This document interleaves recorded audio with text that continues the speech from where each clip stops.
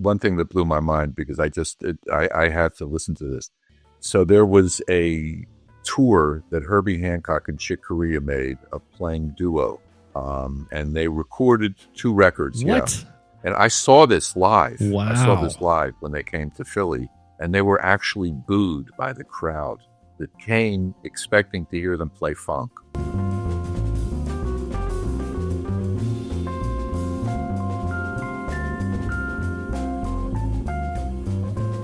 Started piano lessons when I was like 7. I was young, and I was sort of into it, But after I heard him play, and studying with him changed my life completely, because he was very charismatic, and he was a tough teacher.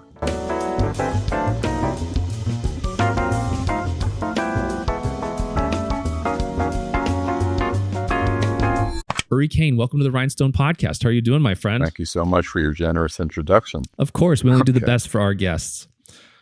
So, Uri, I'm going to take this podcast, I think, in a little bit different direction, because one of the things I have loved about learning about you is your knowledge and ability to get inside so many different genres, whether it's jazz, whether it's electronic music, whether it's classical music, klezmer music. I mean, you go all over the place when it comes to your ability to just go in and hop into these different genres. And part of that is, I feel, a ability to look into those genres and study them and appreciate them. And so my question to you is, how do you listen to music today? And I guess my question is, like, what is your listening process like? How do you find new music? How do you listen to music? How do you keep listening to music fun? What is your process for listening to music? Sure. Does that make sense? I mean, I think a lot of it at this point in my life, it's much less directed than it was in past parts of my life.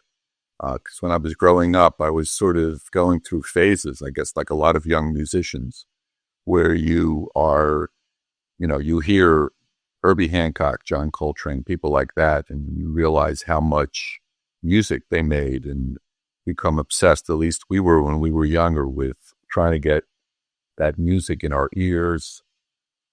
I think my listening process now is a lot more random and sort of following different streams, music that people suggest to me, music that I read about, just driving around sometimes, just listening to what's on the radio, hearing other musicians playing in clubs. I live in New York, so I hear a lot of music. And I think that is different than when I was growing up, where I think a lot of my listening was much more focused on dealing with certain composers or jazz improvisers and going through these phases, which is, I think, one of the ways a lot of musicians learn, that they're drawn to a certain thing, and then they really, if they choose to, start to investigate it and get inside it, and even go through a period where you're imitating it or trying to imitate it before you sort of pass out of that and maybe go into other things. Or for me, a lot of the process that I had back in those days had to do with being a pianist, because I guess when I started to play, I didn't realize all the different ways piano can fit into different groups, because I started playing, as you said, just solo piano, classical music. But as soon as I got around people that were playing, more improvised music, jazz tunes, I started to go in that direction to think about how do you master that? How do you absorb that? How do you internalize that? And then I think, as happens to many people, you start getting invited, into other situations where we need a pianist, even at the last minute. And you find yourself in these situations. So one night you're with a big band, one night you're accompanying a singer, one night you're playing solo, one night you're playing in a quartet. And I think gradually it started to dawn on me that there was a way to integrate yourself into all these different groups, but you have to be thinking in it very adaptively. You know what I mean? You see, like, what is it? It's a different situation, so maybe you end up playing in a different way. And of course, what that makes you do is break down the aspects of the music. First of all, what your role as the pianist in that group is. And so if it's not taking solos, but playing a montuno, practice that. If it's playing a certain style where there's a certain rhythmic thing that's happening in the music, try to get to that. And I think that I just got interested naturally in all these different situations, which were very fascinating to me. Even socially, it wasn't just about the music. It was just finding yourself meeting older musicians. And so I really went through those types of phases because older people would tell me, you need to listen to this. And it got to the point, even in Philly, there was a record store where they knew we would come down there on Saturdays to buy Blue Note records. So they would save them for us. There was already like, you guys need to check this out. And I would say today it's much more random. It's also has to do with there's so much more music available now. They're just going, on the internet and just going into different countries and just different genres. I think it's much easier in a way to do that type of investigation if you really want to do that. So obviously, you had the period where you were pre-Spotify where you were digging for all this music. Are you using like music streaming and stuff like that now? I am. I mean, I deal with this conflict because I have thousands of records and so they're in storage. And I realized that I could, digitize them, but I'm still maybe part of this in the 20th century of saying, I'll go to the place and I'll bring records back and I put them on and it's like, I understand what's going on. So but obviously, the amount of information, just being able to look something up, it's incredible. It has changed the way I've listened to music, I think. And as you're saying, something that you're doing when you sort of study or investigate the music of somebody whose music piques your curiosity or this sounds great. And you're like, who is that? What is that? And then you can follow it because it's documented. So that is a different thing. I mean, in the old days, we used to wait 2 weeks sometimes. We would order a record and it was a big deal when it came and we wore it out. One thing I see that's different is that there's so much possibility that sometimes you really have to force yourself to focus sometimes because it's just overwhelming the amount of music and how many great musicians there are. It's just extreme amount of information all the time now. And so it's a different head, actually, of making music than if you're focused more on a certain type of music that's being played in the social scene that is happening. And that's another thing that I think when I was growing up, there was a jazz scene. The clubs weren't necessarily jazz clubs. They were just bars that had music. And yet they were crowded. People enjoyed coming out to hear music. And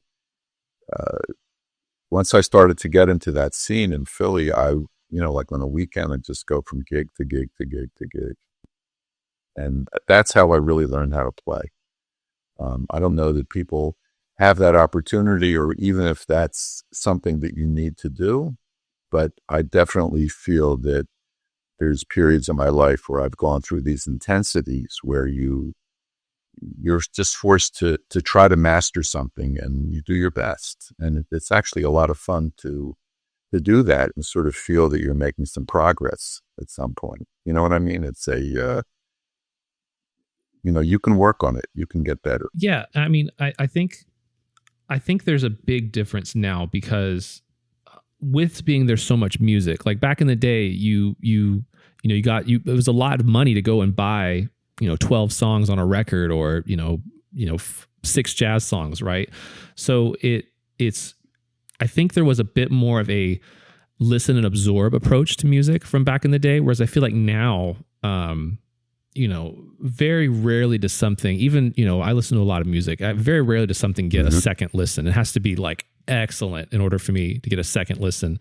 And I think especially with things like jazz and classical music, that music is meant to be, when it's done right, is meant to be listened to and absorbed over several listening sessions where something might click on the 10th listen that you never would have noticed on the first. And it's like, I think as a modern listener, it's a lot harder to find those great records unless they are like, critically acclaimed and esteemed by everybody, right? So obviously like Kind of Blue or, Love Supreme, where it's very obvious, like everyone loves these records.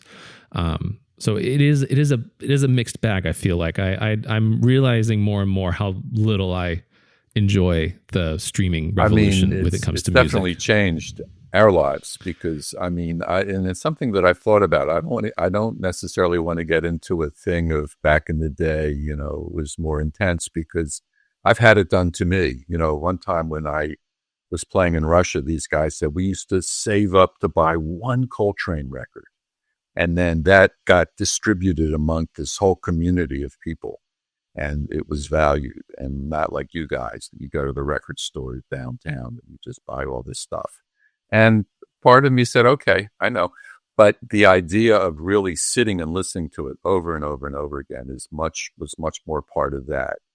I have to say, though, that sometimes when I'm streaming music that I like, I'll listen to it over and over again. I like to check it out sometimes like in another time because it strikes me as a different thing. If you're driving around and you're listening and you Shazam it just to see what it is. And then you go home and you do your research and you're like, yeah, stuff is amazing. I have no problem giving it up. I mean, in that sense, I could become just a total listener in my life and never have to do any work. But the problem is that sometimes it gets in your way. And I've discovered that. I mean, I think that I started to see that was a different thing when you're in a situation where you have a deadline and the deadline starts to loom in a way that you really have to, and I mean, everybody goes through this in their own way, but you just have to buckle down and get to it. And in that sense, all this stuff becomes a distraction unless you're actually working with that music. So even when I was doing stuff like the Mahler or Goldberg stuff, I wasn't obsessing on listening to that music to get inspired. That was a while ago. Now it was the time to start arranging it, finishing the arrangements, getting the people to come to the session on time, et cetera, et cetera, et cetera. And then that just puts it in another thing because you start to see that it is really a process. And sometimes the process doesn't go the way you wished it would. And sometimes you have happy surprises. Sometimes everything goes to plan and it doesn't sound that good. And other times you hate it when you make it. And then you listen back to it and you're like, wow, that sounded pretty good there. So that's a whole other thing that you have to teach yourself how to react in the moment. Do your best, play, bring all your whatever to bear on the situation you're in, and then let it go and hope for the spirits of music to just take you into the next. So I think one of the things I'm really interested in is obviously you brought it up, is the classical projects where you've reimagined, people like Mahler and Bach and Beethoven, but you add elements of improvisation, jazz. I mean, sometimes it gets almost into like musical theater, not musical theater. That's probably not the right word, but it has like, there's all these different elements. I mean, you even put like DJs on, right. On Mahler, right? I mean, I guess like with these projects, how do you approach doing a record like this now? Like you've done enough of them now that I imagine you must have some sort of process for creating them. Like, how do you start? When I started to do it, it was sort of not by accident, but there was the record producer that made a lot of the CDs that I made, a man named Stefan Winter, who's based in Munich, came to New York to do a festival of all the musicians on his label. And at the place called the Knitting Factory, this was like during the 90s. This is like a place where there was a lot of music happening in New York with a lot of different musicians coming in and out of that place. And he and his brother had made a movie of all these images of Mahler, just sort of, and he asked people on the label, does anybody want to do something to that, to play to that movie? And so I said, yeah, because when I was studying, when I started to study classical music, especially with a teacher in Philly, you mentioned his name, George Crumb. One of the first things he said to me is get Mahler's Fifth Symphony and reduce it for piano. And it was like, wow, I mean, that's a big job. And he said, I know, but start thinking about it. In other words, you have to know which instruments transpose and what the ranges of the instruments and how would you, structure it as a pianist to play through that. And in the beginning of that assignment, it took me months, and it was seemed like a monumental task, but then it started to get a little easier. You could see, oh, there's a pattern here. And you start to see, oh, yeah, the horns. Okay, I see what's going on a little bit, So I sort of had that music. And so I volunteered to do it. And I was so, the thing that I enjoyed about it is I was playing with a lot of people that I was playing other types of music. And we enjoyed the challenge of having to improvise over these large structures with great harmony. And that was how it started. And then this idea, we could do this way. We can sing this song this way. And it combined with starting to do even more research about Mahler, the person, reading the biographies, reading how people related to him and seeing how things had changed and that there was sort of a progress and how people were appreciating his music. And basically his biography versus the whole musical world and seeing how that worked out. And then starting to think of ways that you could sort of have a subterranean type of commentary about that by referring to a lot of different types of music, as he himself did. He was criticized because he would have something very formal and Wagnerian and very solemn next to like a street dance that sounded like a bohemian folk song. And it's like, what's the aesthetic of that? It's not serious, or it's sardonic, or and what's this business of sort of quoting Frere Jacques in minor? Well, it turns out Frere Jacques' Bruder Jacob. It's a German song, and it says, Brother Jacob does not get up when the Easter bells ring. He sleeps through it because he doesn't believe in Easter. And so there's a certain, tinge of that. And Mahler, of course, in his story had to convert to Catholicism in order to become the conductor at the Vienna Opera. And he did it willingly because he was a careerist. But that's one of the big debates when people write about his life. And, he was married to a very tempestuous woman. I mean, there was a lot of material there to start thinking about Mahler, improvisers, and bringing, as you said, like a DJ, even just playing Mahler while we improvise against Mahler. And thinking, how do you do that? And one thing that I also saw was by analyzing the harmony. And I ended up doing stuff that I never recorded, like maybe three Mahler symphonies that I did this way, where I arranged it, but I also put harmony on every chord, whatever that. So the players can choose either to play the transcribed notes, which are themselves reductions, because my instrumentation was one violin, one trumpet, one clarinet, and each of those sort of stood for the violin section, the string section, the horn section. So they're constantly playing, unlike Mahler, where they get a lot of breaks and there's a lot of variety. This is not that. But where the variety comes in, if you don't feel like playing your part, but it's over a D minor to a G7, you can play that too. So you can create your own counterpoint based on the harmony. Just don't get lost. And it was hard. And so that type of musical challenge was really fun. And so I think, especially once I recorded it as a record, it started to somehow, I don't know, I could see that people either really liked it or they didn't like it. But it took my way into a different place, only in the sense of, I guess, getting opportunities to do other projects like that. But when I did the Goldberg Variations, it was completely different because that's really about theme and variations. And theme and variations is a form that many jazz musicians who play standards know well.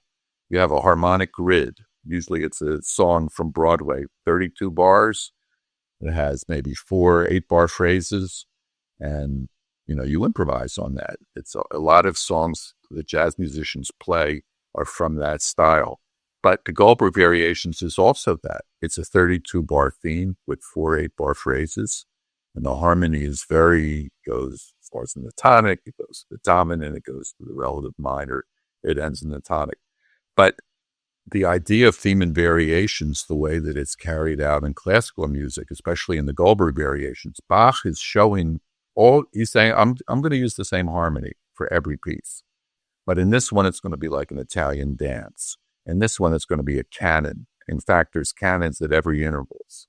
So that's hard to do that, to get 2 upper voices to fit the harmony that is already predetermined by the chord changes. And then he has pieces that are very chromatic, and the harmony is stretched so much, like the 25th, which is, it's in minor, but literally every note is like a different chord change. And it's so intense. And then he has other things that are obviously show-off pieces, it's just these scales. And when you hear people like Glenn Gould play that, you understand, yes, that's part of it too, is to show off. And then the final variation is a big joke, because what he did is he combines 2 drinking songs. It's like this whole thing has been a drinking party, and now and the people would have appreciated the jokes. One was like, I drink my beer, it goes with my turnips, something like, but the counterpoint fits when you put both of those songs against the harmony. So it's brilliant counterpoint, but it's just showing with chord changes that repeat, you can do wonders. And so that inspired me. I mean, if he's doing Italian, dances like the Gigue, why not do a drum and bass variation? Follow the harmony, but hit the drum and bass. If he's having songs that are referring to different national styles, okay, have a tango, but just have it be the 32-bar theme. And then if you really want to even have the drinkers, get a German choir drunk and tell them to sing it. And then boom, So that was a much different record to make. And it was very chaotic, because there's all these people coming in and out, like, am I on this one? No, you're not. Okay, I'll be back in 20 minutes. And so a lot of it had a random feel, but in the end, we had so many variations, we had to cut it down to half. And I mean, in a way, now when I listen to it, it's long, but it's that idea of theme and variations as a jazz musician, but also, again, using the idea as the pretext that Bach is using. I think it's interesting to go into the history of it. Just, I don't know why I love that, but there's an element of that is very human, about what they're thinking about. And it's true that when you start to read about Bach's life, for instance, he would write angry letters to the guys that were in charge of him saying, you don't give me time off to go investigate organs, and that's my job, and you're not paying me. It's like what musicians go through. And you're like, okay, right, nothing has changed. And he's still doing his work. Every week he has a cantata. Nothing's changed. And he's hitting it, and that's all we can do. Yeah. Same. So when you're doing these projects, like the Goldberg Variations and Mahler, are you writing charts for the musicians? Are you writing lead sheets? Like, obviously, a lot of these guys are jazz guys, I'm assuming, but you are writing those lead sheets. I found that I started to do it because once after we recorded it, when I started getting gigs, I had to start to present it. Like especially the Goldberg Variation, I ended up going out with an octet, the gospel singer with a DJ, but we had, we changed it, and we kept on coming up with new things. So sometimes we would say, okay, you guys play this part, and then that's his solo on top of it. Or we'll just play Bach, and he solos on top of it. Or let's just play this chart, and we're all soloing on top of it. We did all of the above. And that's another thing I like about the group thing, is that you can mix it up, especially if you have the right players.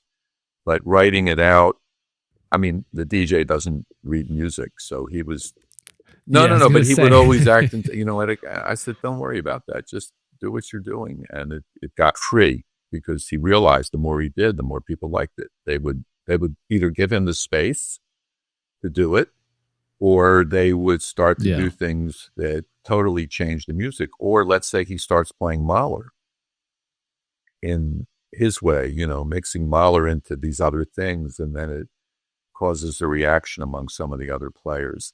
It actually got a lot more abstract sometimes when we would play it night after night. It's like we tried different things. And then I think with projects like that, sometimes it's like it's sort of maybe for some people it goes too far. Okay, we're losing the what it is. And okay, that's an interesting thing because what is it really? And so we had that too. Now, when you bring in a DJ on a Mahler recording, which is kind of a wild concept, like, are you giving them, like, are you telling them what records to mess with? Are you giving them any guidelines? Like, are you like? It feels like okay. No, I'm coming from this obviously from like a more pop and rock and even hip hop mentality, but like a lot of times when rock bands, for example, have a DJ, it's kind of almost like a sideshow in a sense. It doesn't get as involved with the music. And then the other thing I've seen happen with the DJ is the DJ will play a groove, or they'll sample something, and the rest of the band kind of follows that and loses track of playing with each other because they're trying to groove with the sample. I guess what instructions did you give to the DJ I on usually playing tend Mahler? not to give instructions, but for instance, I remember when there's one song cycle the Mahler wrote called Songs on the Death of Children. And he didn't know that much about Mahler, but Mahler's, one of the stories in his life is that he had a young baby that died.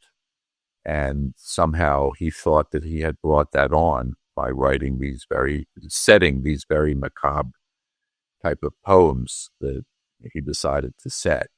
And so as soon as he heard that, he said, I got it. And so he would mix a child crying, but also the way that he did it, and very musical and very changed.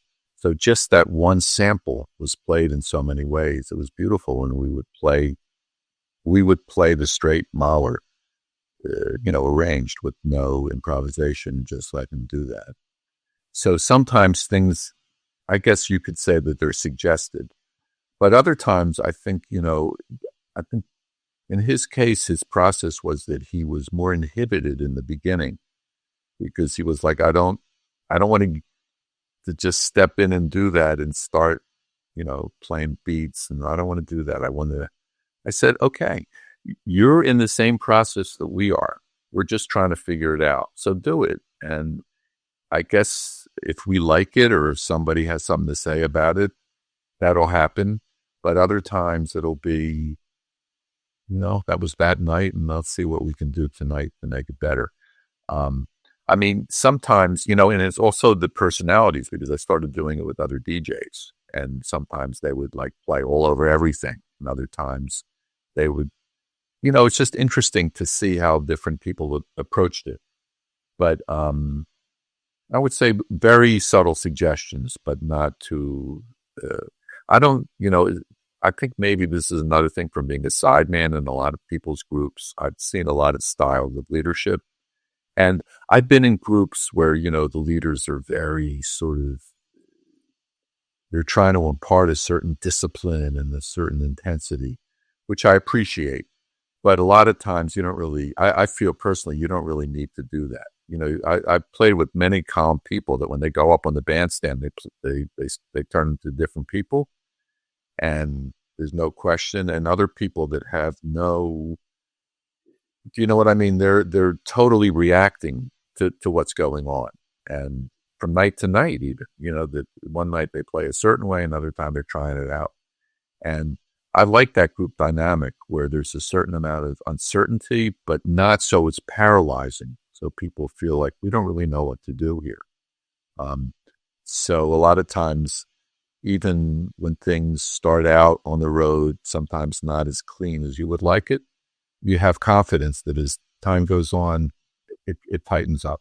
Yeah. And then how do you convince people to play this type of music? Like, how did you, like, was it very easy to pick like the musicians for like, the Mahler project and stuff like that? Like, I mean, was it hard to get, like, explain to people what you were doing? Like, I guess, cause it was such a fresh thing at the time. Maybe for some people it was, but I think that almost all the people that I was playing with, and really still do play with, I've met as a sideband in other people's groups. So, in the first Mahler record, I think Dave Douglas was on it. I used to play in his group. He used to play in my groups and other groups besides the Mahler. I played a lot with Don Byron, a lot of different types of music. And, I think there was also I think that record was recorded around 1996. It was a long time ago, but that was sort of the New York scene that I was sort of involved in. And great musicians. I mean, Mark Feldman is an amazing violinist. People that really had incredible, they could improvise really well, but they also could play really well, and they were open-minded. And they looked at it as a challenge. They weren't, to them it was like, yeah, let's just do it. So upon initial review and doing all the studying that I have about you is, and then even talking to you now on this podcast, it's very clear you have a very academic approach to music.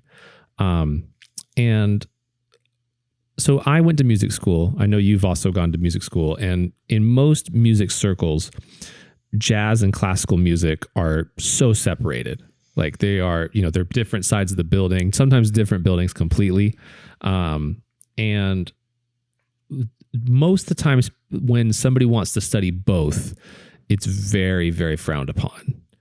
How did you approach the study of both of those genres? And did you ever receive any pushback for trying to incorporate or use both styles, either in, doing the Mahler stuff or, even in your early education? I mean, so I would say, first of all, that I had to decide whether to go to music school or to college, and I studied music there because they had great composers teaching there. But it was the first time that I had come into what you're calling an academic environment.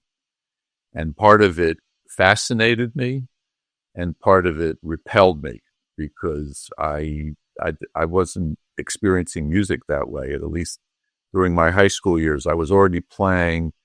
And because the college was in West Philadelphia, so I was already very familiar with that neighborhood and the jazz scenes, and noticed that because it was a predominantly black ghetto at that point, that none of these people that went to the school, to University of Pennsylvania, would ever come to a club in West Philadelphia. You know what I mean?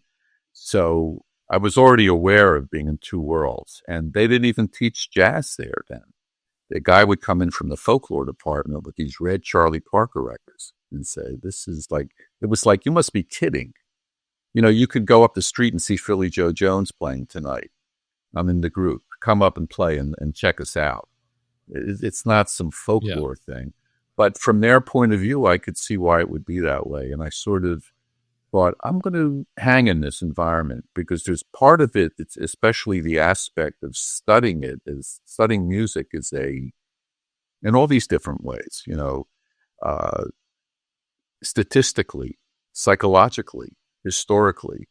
It was just fascinating to me. And being able to go to a big library and just sit there and take all these scores out, I went through such a period of doing that. The best thing that happened to me from studying there, though, was that they gave this master's exam where you had to identify they could give you any piece from, let's say, 1500 to today, 20 examples listening, 20 by looking at the score that they would give you and say, who wrote that and why do you say that? And it was a massive undertaking to start studying all this repertoire. How do you do that? So I studied for the test by basically, I'm going to listen to Beethoven's 9 symphonies. I'm going to start at the first and I'm going to go through it and I'm going to listen second, third, and I'm going to sit there for hours and really do this. And okay, I'm going to do that. But the first time I took it, after doing that for about 2 months, I failed it because I didn't do well in the opera exam. So I was really bad at opera. And the teacher, who was a ball buster, said to me, you thought you could get away with it. I said, I didn't think I could get away with it. I'm not. He said, you're going to have to take it again. So I said, okay. And what I did the second time, instead of listening to the whole piece, I started to bombard myself. I would take out like 100 LPs and I would just put everything on for like 10 seconds because that was what the test was. And go. Yeah. And I did that for like 3 months and my whole brain changed because I actually got good at being able to guess who it was. You know what I mean? And I thought, this is like a quiz show level of music. I'm not really into it that way. But on some level, it's very interesting to be able to just say, oh, definitely Puccini. I know. Oh, that's definitely like Dave Brubeck. I mean, how do you get to that point where you're doing that? Some people that aren't musicians can do that, and they're proud of that because it shows that they have a wide range of reference. But to me, that was sort of a symbolic. And when I was done that ordeal, the guy told me, okay, so you're going to go on and you're going to get your master's and your, doctorate, and you're going to teach. I said, no, man, I'm done with this. I'm going to New York. And he said, oh, really? You're going to go to New York and do what? You're going to be playing in a restaurant when you're 40 years old. I said, why do you tell me that? How do you know what I'm going to be doing, man? You don't even know it. But I understood what he was saying because, okay, he's telling me I have no idea what that is to say that you're just going to move to what is it? But I sort of knew. And I had tasted that world and thought, I'm going to try to do what I need to do. And actually in my own life, after that school thing happened, I started to travel. I got these gigs, like I went to the Caribbean and I played and I did that thing where you're just sort of in this, other world down there and playing music. Then I started to get these gigs at hotels, around the world and then I just thought, you know what? I got to move to New York. I really have to try to do that. And that's what I did. And, I'm not sure that today that's seemed to be so essential as it seemed to us back then, only because, especially growing up in Philly, New York is like 90 miles. So a lot of the musicians that had been in New York that had moved back to Philadelphia would tell the younger guys, you need to move to New York. You have to get out of here because it's too provincial. And go to New York and see what you can do. And, I was already playing with the guys in Philly that were playing in a lot of different scenes, like I would play a lot with Philly Joe. I played a lot with a saxophone player named Boosie Barnes, and he played with all the drummers, Mickey Roker, who's on a lot of Blue Note records, but also more far out stuff, more like when the Sun Ra vibe, and then also when the Grover Washington vibe.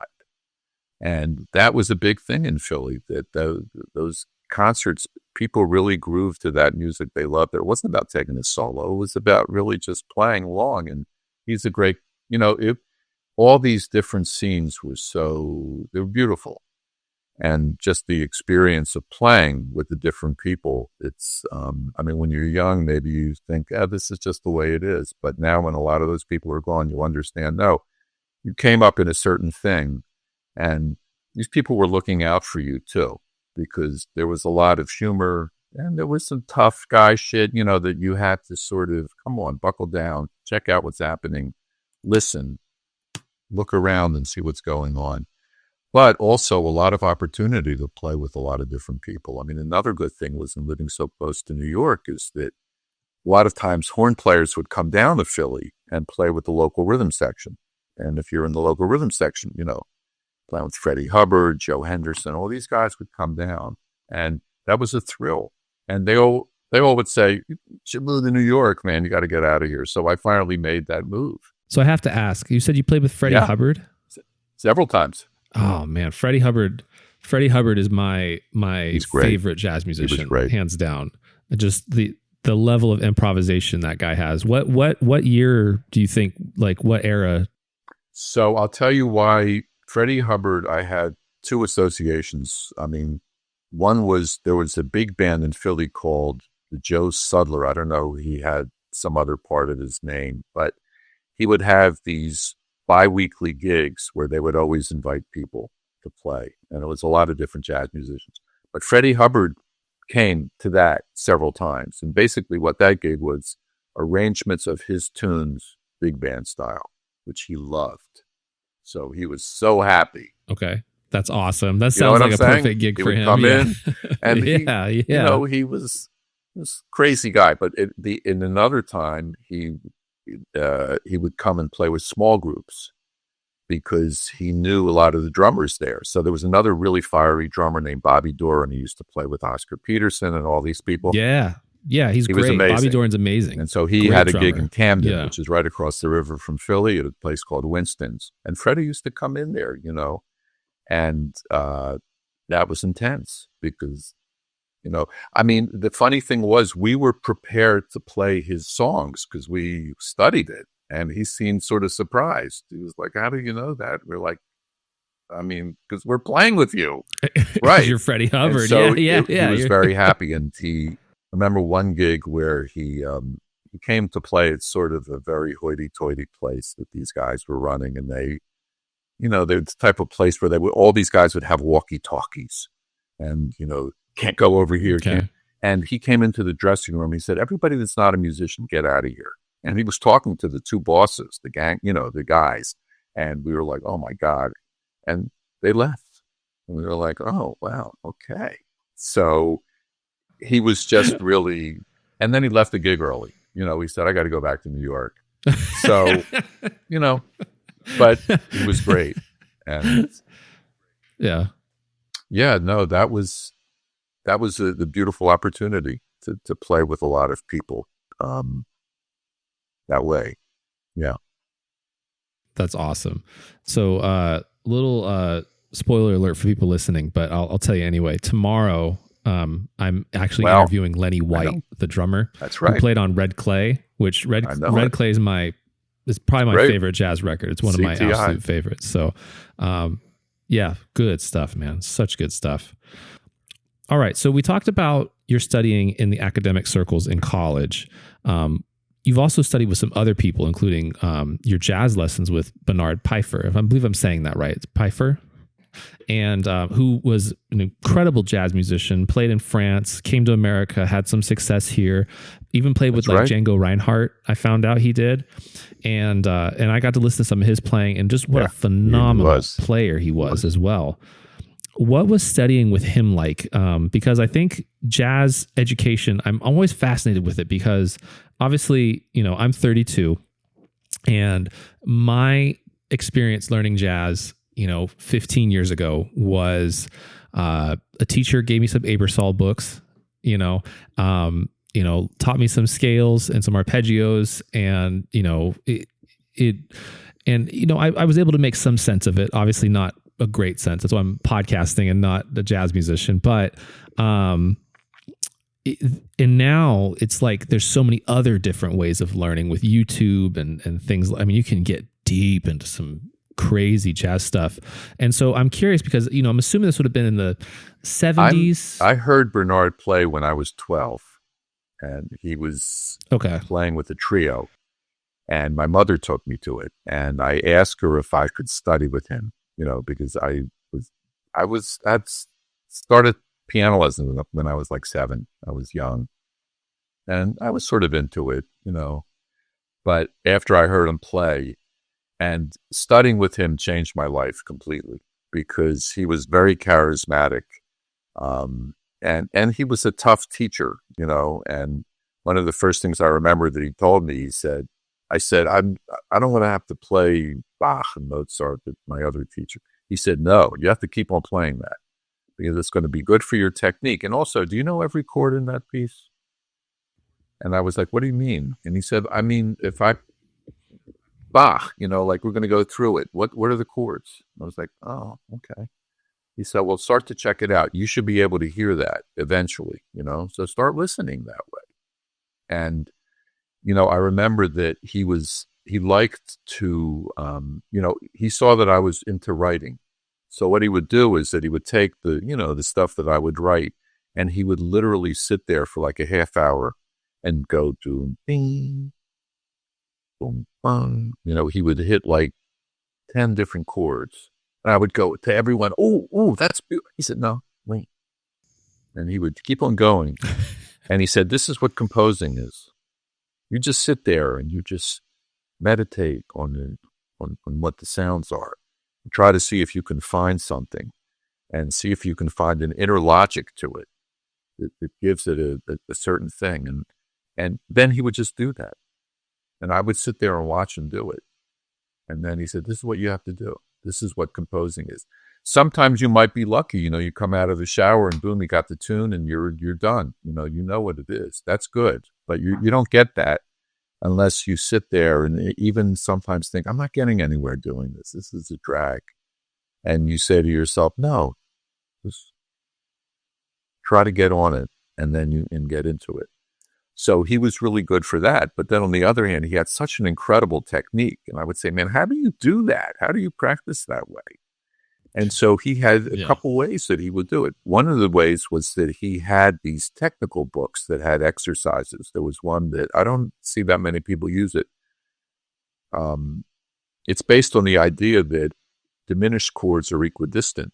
And so if you concentrate on playing all the different combinations of any diminished chord, that you're giving equality to all the fingers to practice, and that a lot of times your weaker fingers can't keep up with what the other fingers are doing. Or he would talk a lot about, just how to approach a solo. I guess for a young person, it's sort of might have been the cliche. It's supposed to tell a story, but he would say, no, it can be something that has to build. It has to maybe have a certain consistency of it, that you're trying to sort of do something, but it also has to have the sound of surprise. It has to be something that captivates people. It has to have a certain drama to it. And that was all supplemented by these gigs that he would do, either with a trio or solo at these people's homes. He used to have this thing where he would go to these people's homes that had great pianos, and who were, it was also the first time, I was about maybe 13, 14, of seeing these music aficionados. It was like that scene where like, oh my God, man, these people, and it was amazing to hear how he would play. And he could do things like he would take Lullaby of Birdland, a standard, and turn it into a fugue. So in a way that, yeah, Wait, no, I think really? there's some recordings of it. And the other thing was that, he was known when he was living in Paris, because his story was that he sort of grew up, as a classical pianist in a small town, moved to Paris, got involved with the Hot Club, played with Django Reinhardt in that thing. But it's a very old style. He's sort of playing like Art Tatum. Got involved in the Gestapo, France was during World War II. He had to escape. He had to go underground. Yeah. Came to New York, had an incredible beginning. People heard him play in the 50s, and they're like, this guy's like the next Tatum. And then in a way, he didn't connect, and he ended up moving to Philly and teaching a lot of people. So he's unfairly unknown, I think, because he was such a character. He was a great guy too. He used to drive to my house in his red Mustang. And after the lesson, he would spend more time flirting with my mother, and talking to her about French art. And my mother's like, he's so charming. I love this guy. It's like, Mom. But I realized, okay, this is great. He was, and he was really encouraging. Yeah. And he died when I was 18. Yeah. So I didn't really get the next phase of his thing. I felt that was sad. He died too young, because he was changing his style too. He wanted to become more modernistic. He wanted to become more like Cecil Taylor, because he really knew a lot about contemporary piano music. He always used to, he would play Messiaen, he would play the chords. He said, check out how he's just using diminished scales, man. And he was always trying to get you to look somewhat theoretically, but also is just a thing of like, you have to check this out on your own and make it your own. However you do it, you can do it. But that's what we're doing when we play. Yeah, what a cool experience for a 12-year-old to have. I wasn't the only one. I don't know how, there's a lot of other guys. At least one of his students is a guy named Don Glandon, from the old days, who's making a movie about him. where he interviewed a lot of the people that studied with him.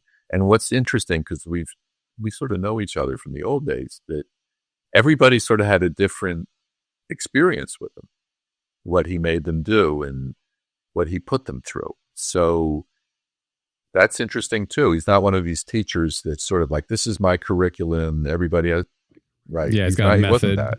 Yeah. That's fascinating. What a cool guy. What would you say are, now, was there any, like, okay, you know, I'm trying to think of this realistically here. Like, you're 12 years old, you know, I'm not going to assume you're coming out of the gate knowing, you know, bebop language and things like that. Was there other things like in that process of like, was he making you learn like scales or transcribe solos or anything like that? I mean, like what kind of, I know you said it's not really a curriculum, but like what were was there any sort of like methodologies that he used to push you as a jazz musician? He definitely had a thing of practicing scales and practicing all types of scales. He liked the Slonimsky book of the source of musical scales. He had me practice. That's that big John Coltrane Blue book, right? That one. Okay. Slonimsky is an amazing person because he's also one of these guys who's just a fanatical list maker. So when he wrote a book about the history of 20th century music. It's like January 1st, 2000, this happened. January 2nd, this happened. So when he wrote that book of all these scales, I mean, he actually sent it to all these composers. Arnold Schoenberg said, I don't know what to do with this. I mean, it's literally like if you keep on superimposing this interval, then you have this, and it's all. But if you it's pretty hard to practice, and there's a lot of patterns in there that are useful. And I mean, I think certain people are really, really into it. There was a guy in Philly named Dennis Sandoli who supposedly taught Coltrane. And he was into that book. But I think Peiffer was not that doctrinaire. Peiffer was more into,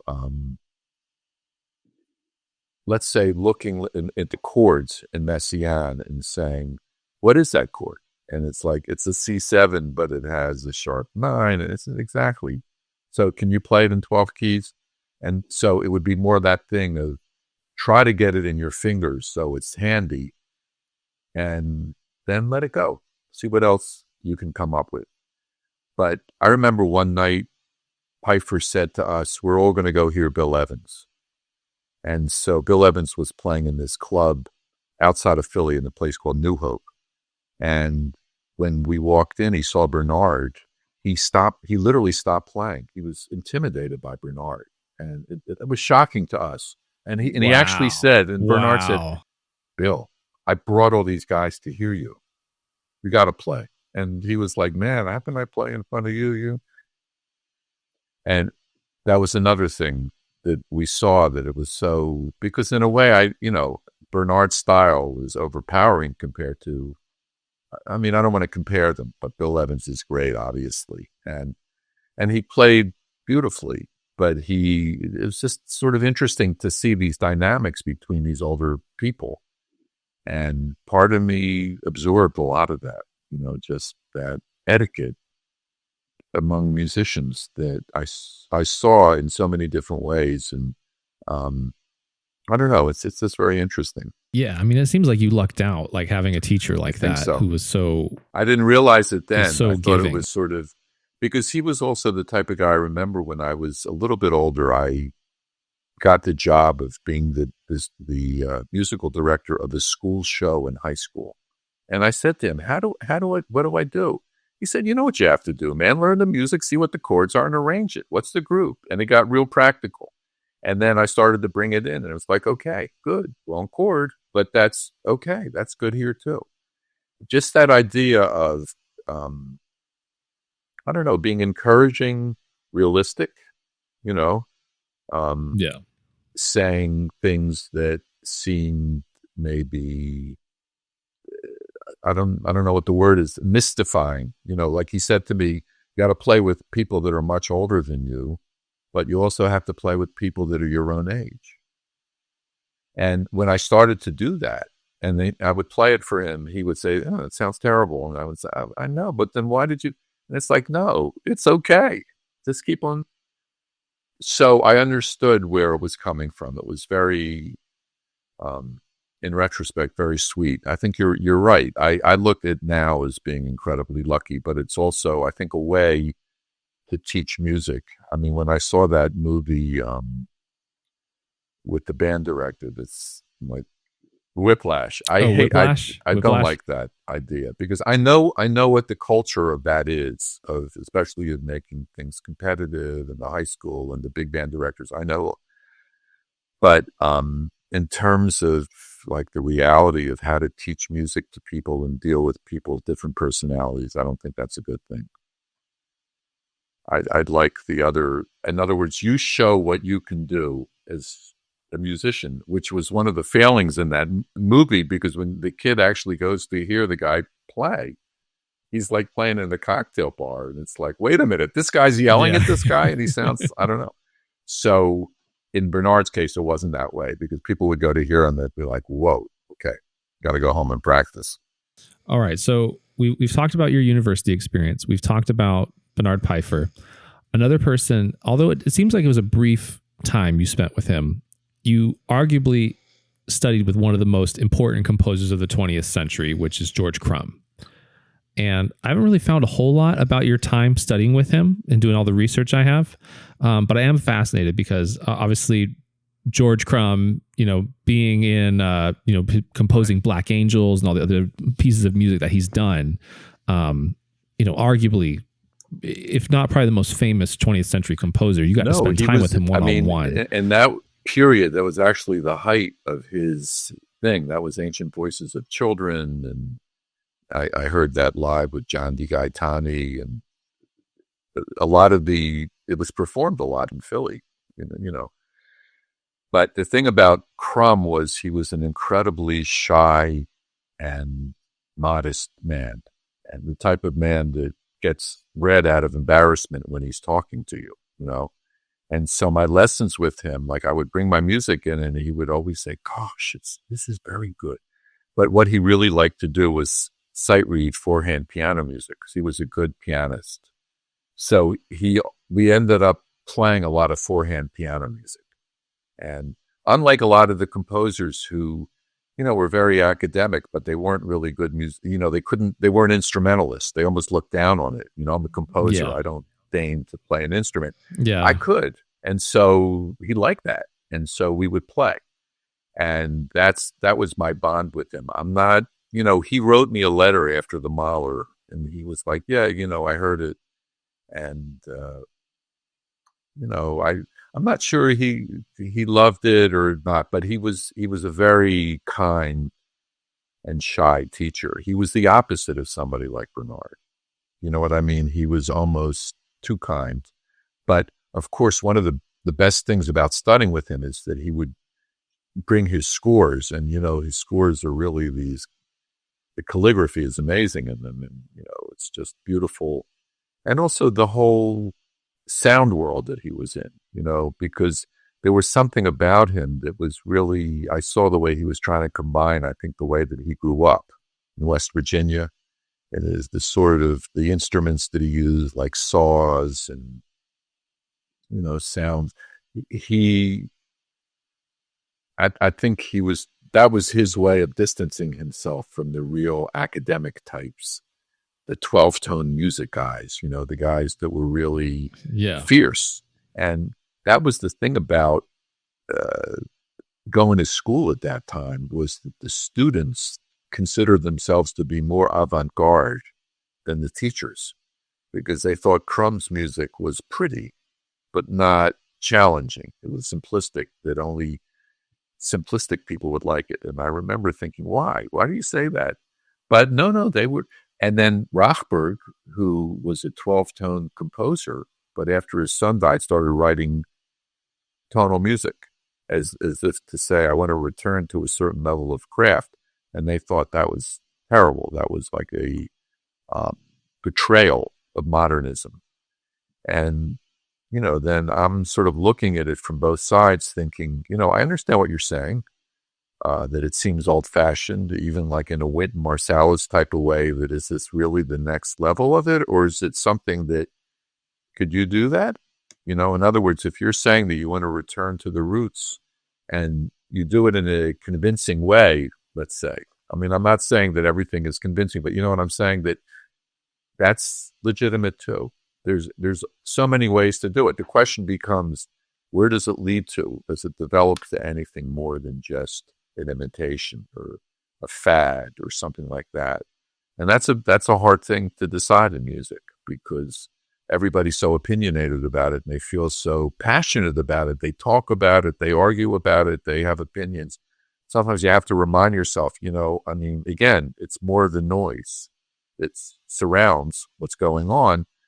And you have to say to yourself sometimes, wait a minute, withdraw and concentrate on what it is that you have to do. Again, that deadline, which is, all this stuff is really interesting to talk about, but in a way, when you get down to business and think about the craft of a lot of the stuff that you need to deal with, I think that's important.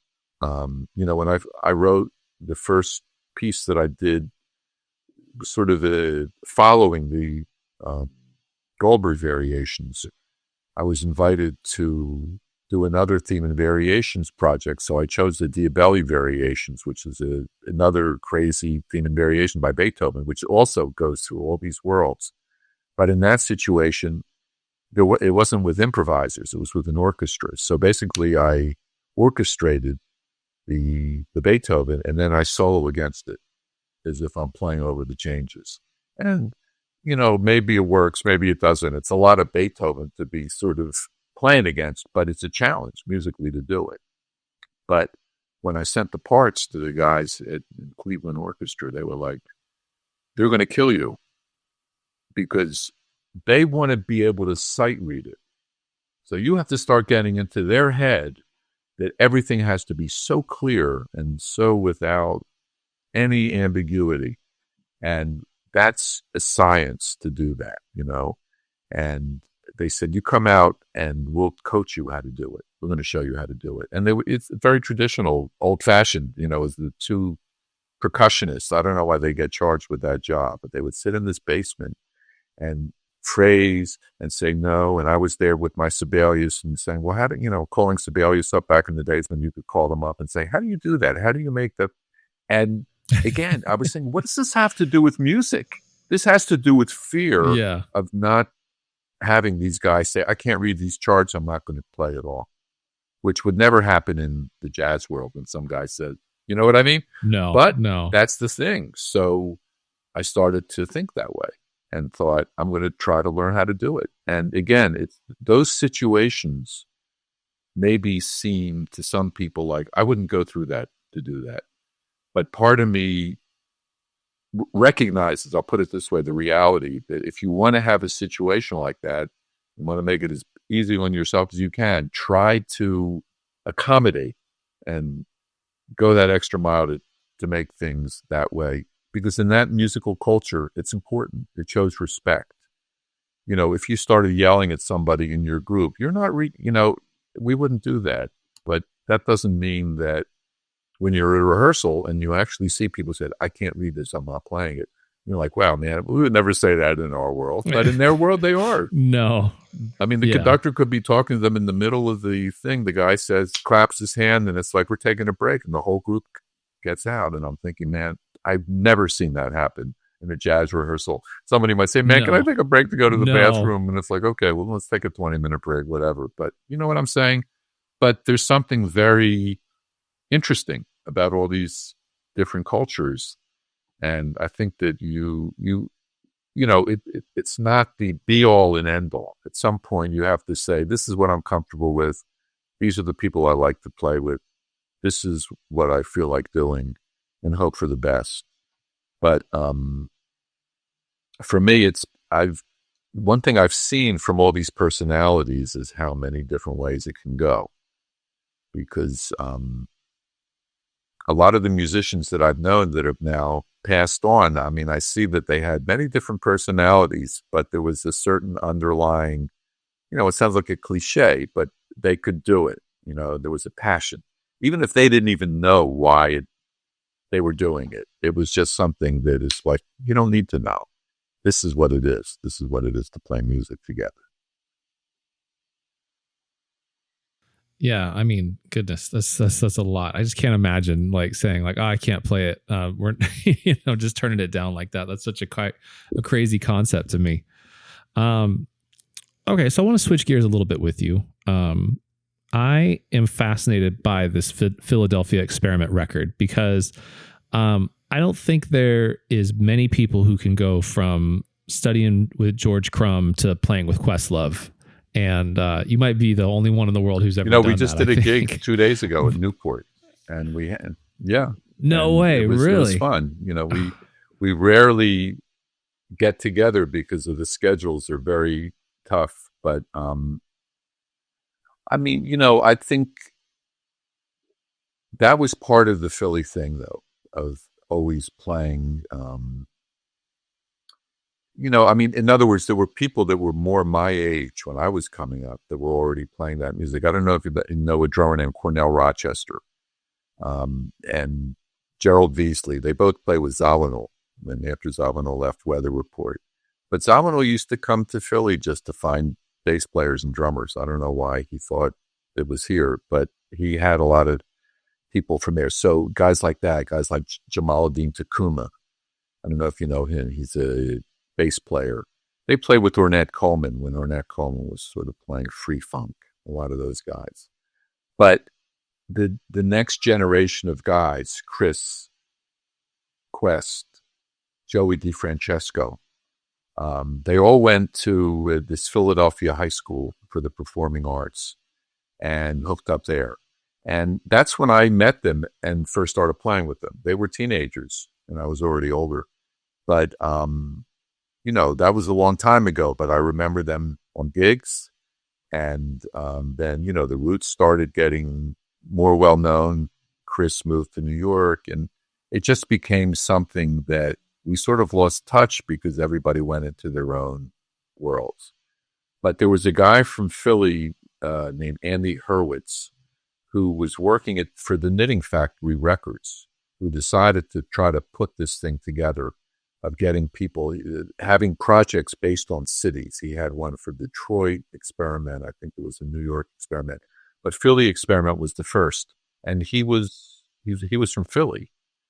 So he proposed it. And I don't think we really knew what it was going to be when we got together, because he also called Pat Martino, who I knew, but, yeah, which is wild. But Pat Martino's a whole other story, because I knew Pat Martino before his brain surgery. He had this thing where the people thought he was in a way going crazy, and they found he had a brain tumor.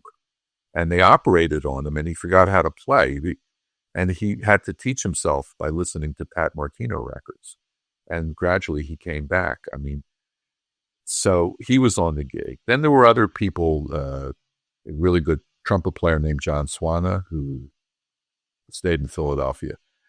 But we ended up recording, everybody sort of brought in music, and it was supposed to be Philly-centric. So we also decided, let's honor this group that I don't think too many people know, called Catalyst, which was with a saxophone player named Odin Pope.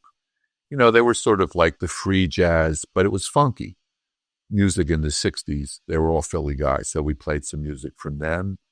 I wrote some tunes, and it was something, we just got together in the studio and just said, let's see what happens. And it was, they're great players. So it was a pleasure, and I think that it's, when that record came out, a lot of people liked it, and it became very difficult to schedule, because I just remember we had gigs sometimes that we had to cancel because Questlove couldn't do it, or somebody else got a gig. And so in a way we just thought, let's get together and do it when it's convenient.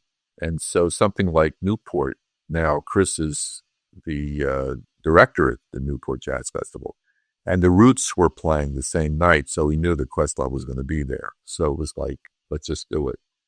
But it's, again, it's one of those things. It's not forethought and planning and all. We just go out there and play, and it's great.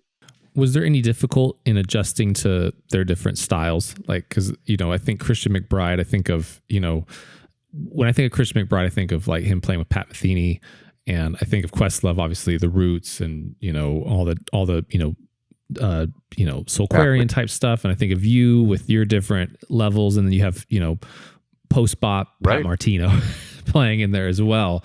Was there any, because the record does have a blend that feels really natural, and I think for me it's interesting to think about, because you guys do come from all these different worlds. Do you think it's just like being from Philly that you guys are able to come together, or do you think was there any way of kind of being able to blend in? I I think mean, that it's it is, in the sense that we're playing a style that felt very, it was around a lot, and as I was saying before, like when we used to play in a lot of the clubs that we played in, when we would play that style, we saw that people really liked it, so we would play that way too.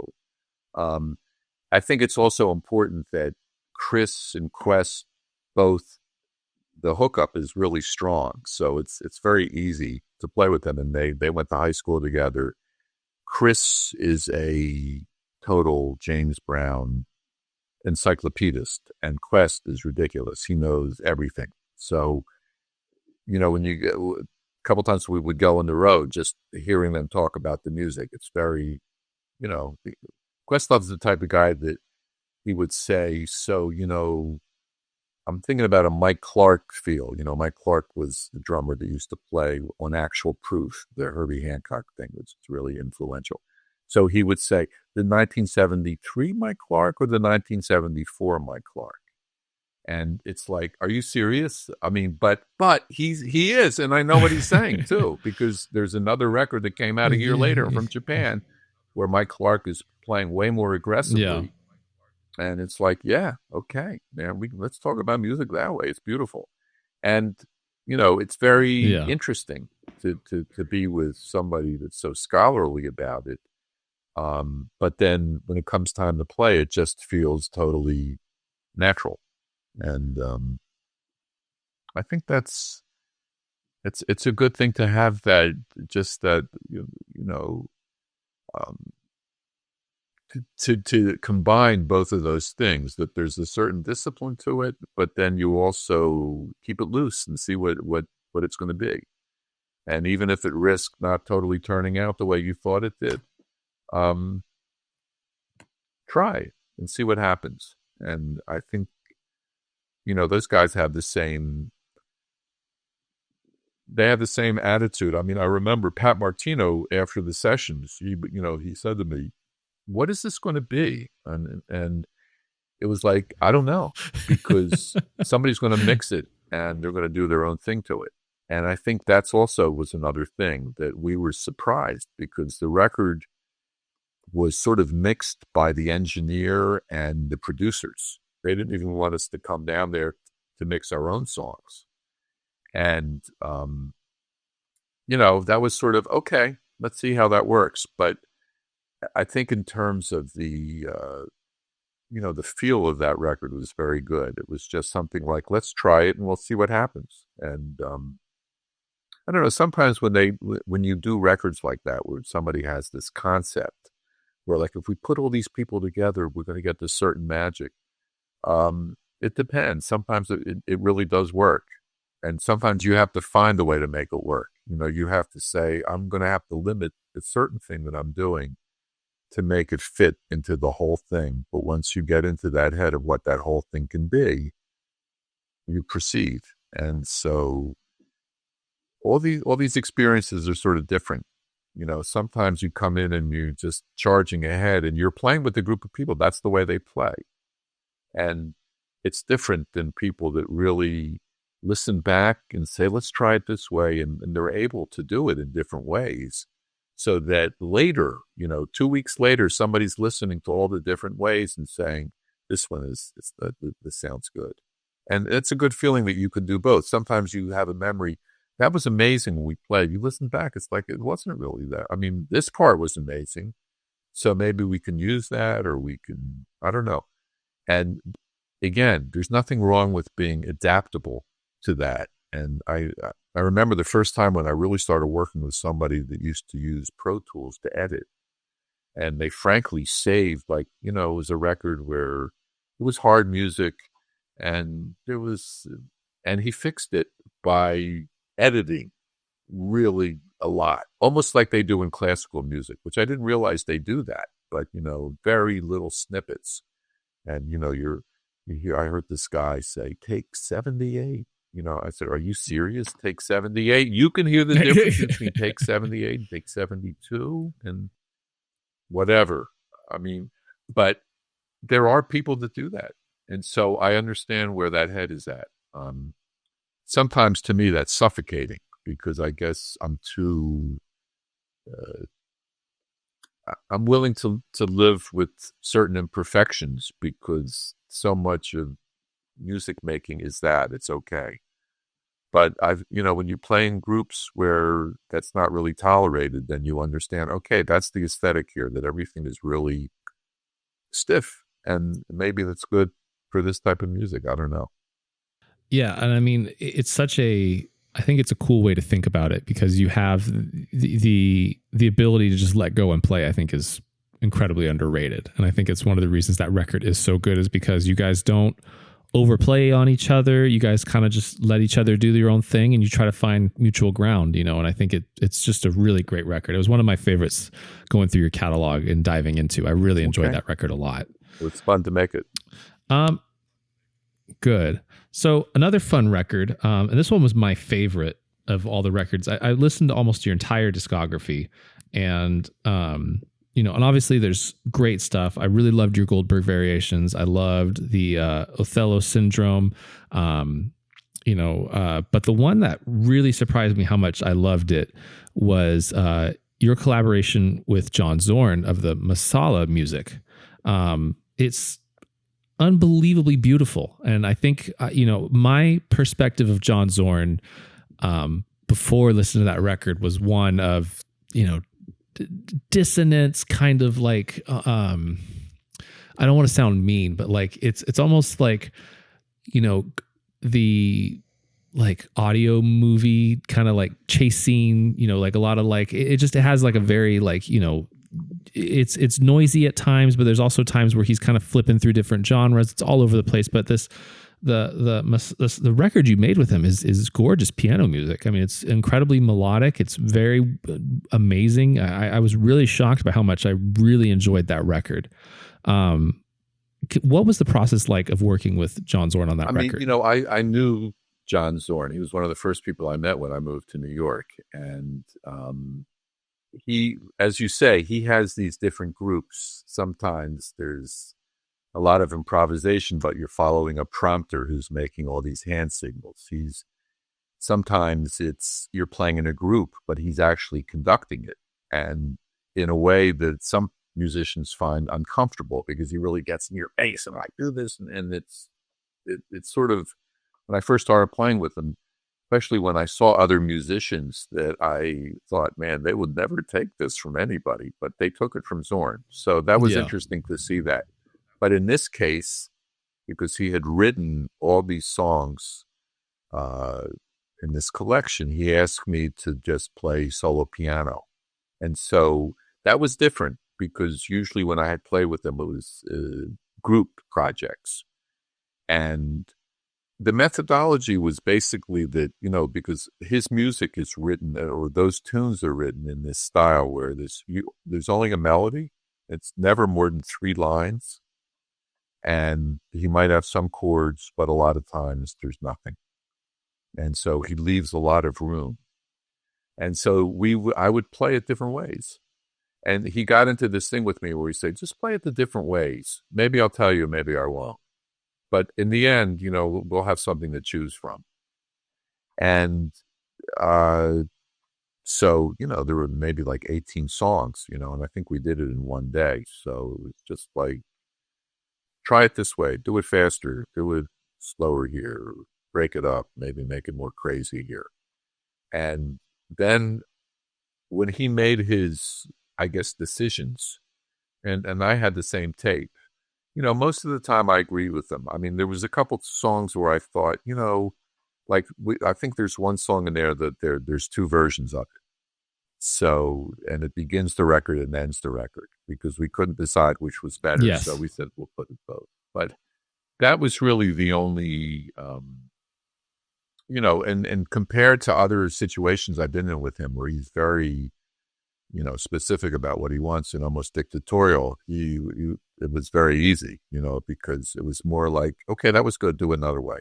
And in that sense, you start to get freer with your playing as you get warmed up and you're playing, you're just thinking, let me try it this way.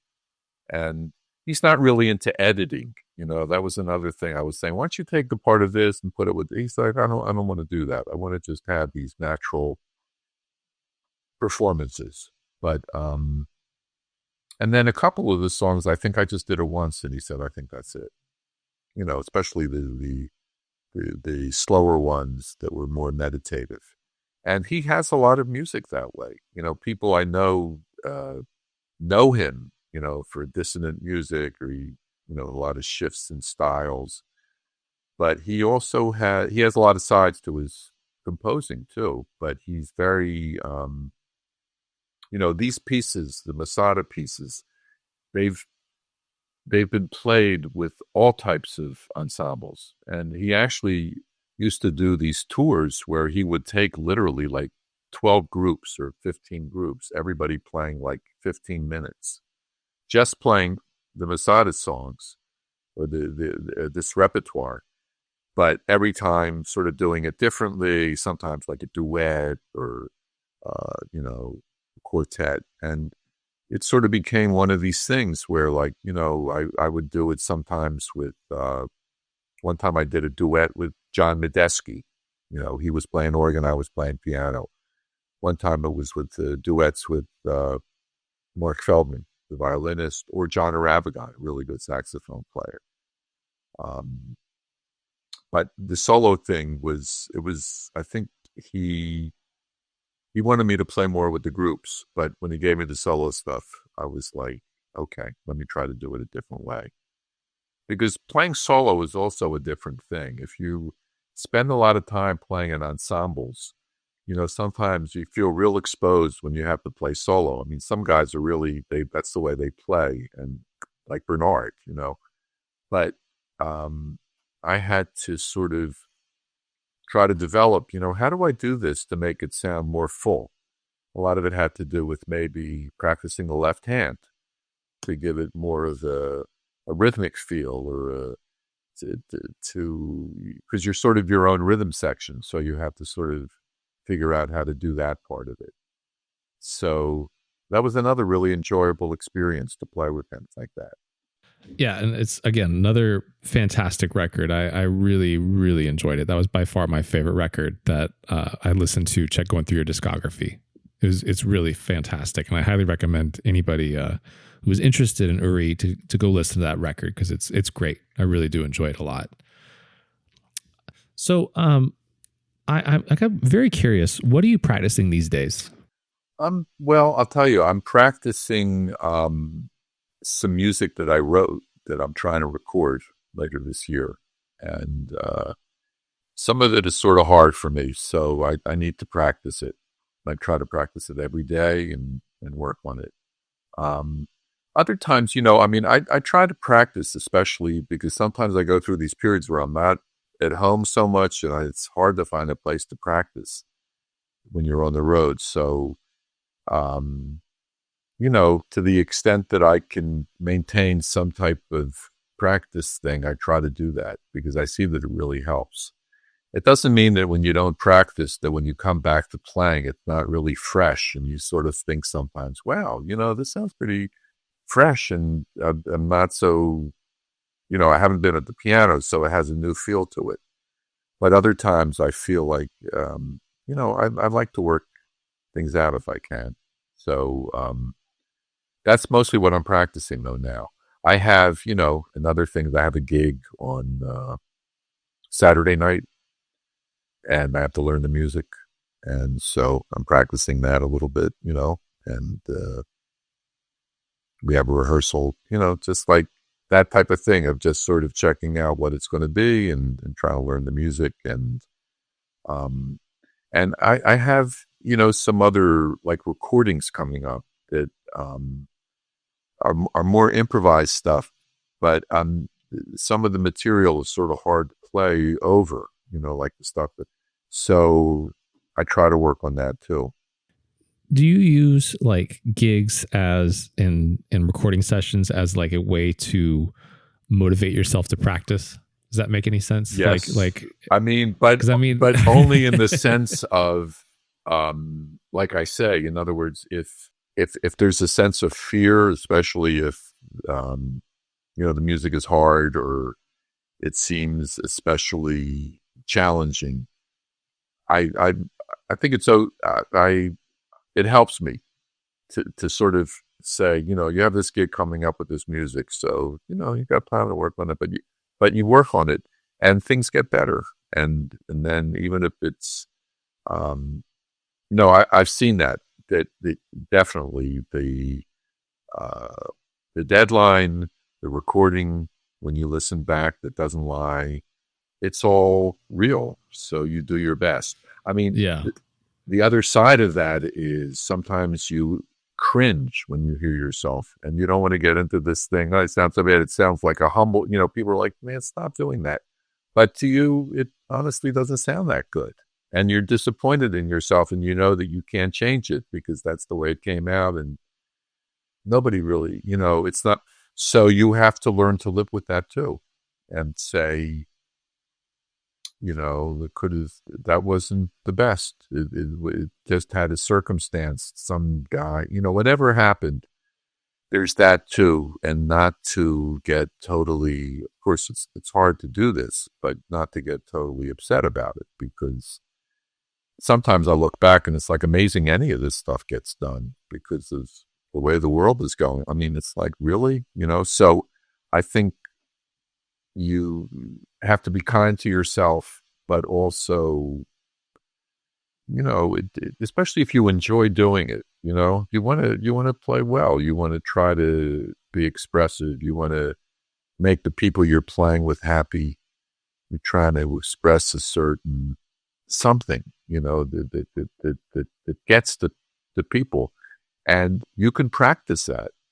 You can just in the course of the day, with your imagination and the time that you have, create these things. And I think another thing that's really, that I like to do is to compose. I think it's good to try to, get real specific and have that, and then totally counteract that by going out at night and playing and not caring about that. And you sort of live between these two ways of thinking about music, one that's totally intuitive and free and let's just go for it, and one that's very considered. And it's hard to do both of them and make it all work out. So it makes you think a lot about what it all means. I don't know. I guess when I look back at a lot of this stuff, I feel lucky to have been involved in other people's projects because there was a level of enthusiasm and commitment, which was fun just on that level. But then other times when you sort of have to do what you're thinking is your own thing, whatever that is, then you go into a different head where it's like, really, what is it that you want? What are you trying to do here? And I think that, when we're talking about listening to records, one of the things that freed me up was, you can make a record like that Zorn record. Then you can make a record of like Tin Pan Alley that expresses your interest in the history of music in New York City, which is sort of a nerdy topic, but you can present it in a way with love and humor with people that are happy to do it. That's the other thing about it. They're like, yeah, we'll do that. We'll come and do that. And then you realize that it's this thing that you can initiate as well. Again, it's going back to what I was saying before, where you're using all these other things, the psychology of music, the psychology of people, the history of music, the way that music signifies culture to different people and what that means. And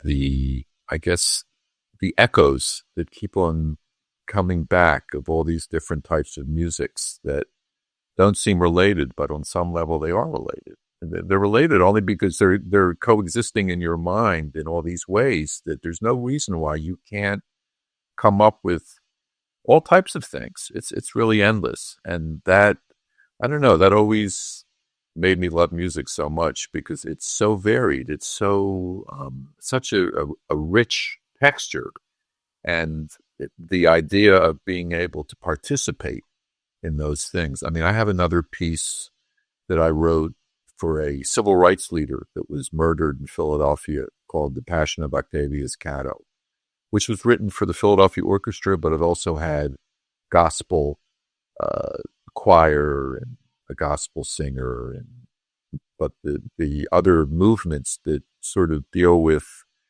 you know, all the terrible things that were happening in the history of Philadelphia is much more dissonant and much more sort of modern music. And it's interesting because I wrote this like 10 years ago. Now we started to play it a lot more, maybe because of the political scene that's happening. But just to see that something like that has an effect on people, part of me is, I think it's a good thing. Part of me is like, you got to be careful about that because you don't want to get into a situation where you're letting other people's expectations dictate the way you're thinking about it. You know what I mean? You have your idea, you try to work it out with other musicians, and then you just let it out there. And then you see that people have all types of reactions to it. And in some case, you can't really control that anymore. It's almost like the baby that's out. It's out now. It has its own life. And whenever I used to hear people talk about that way, I would think, I mean, is it really?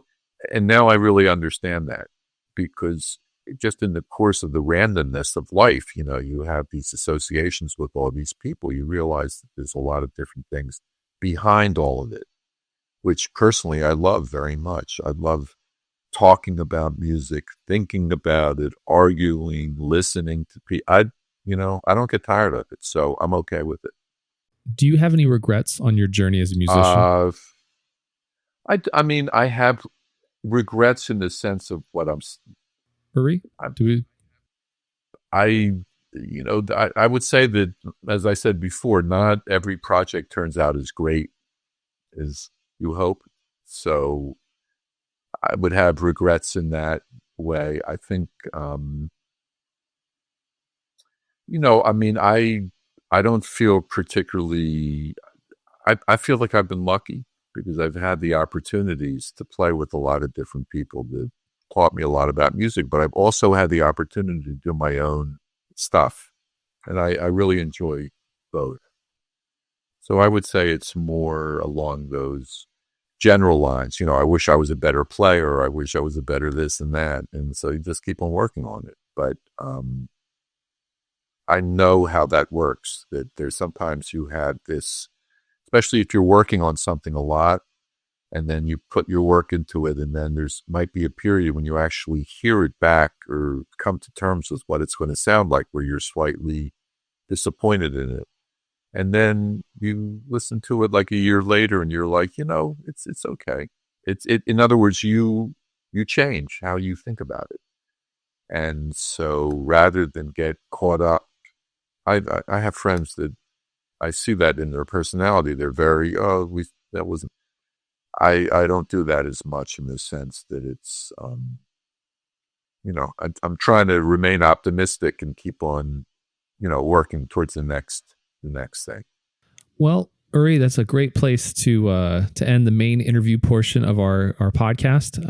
I think this is awesome. Now, I just love all the insight you have, man. You just got so many great ways of thinking about music, and I love hearing it.